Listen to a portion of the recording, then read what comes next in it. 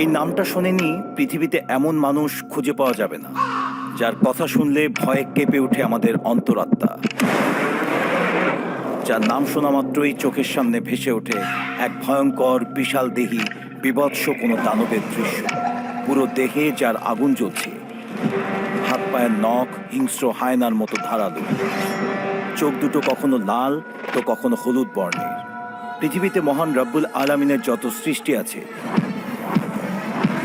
তার মধ্যে নিঃসন্দেহে শক্তিশালী এবং ভয়ঙ্কর সৃষ্টি এই জিন।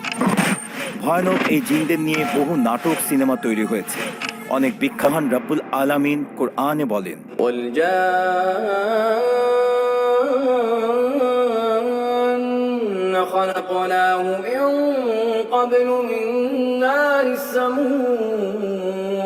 আমি প্রজ্বলিত অগ্নিশিখা থেকে জিন সৃষ্টি করেছি। জিন আগুনের সৃষ্টি, তাই বলে এদের সারা দেহে সবসময় আগুন জ্বলে এ কথা তেমন কোনো প্রমাণ নেই।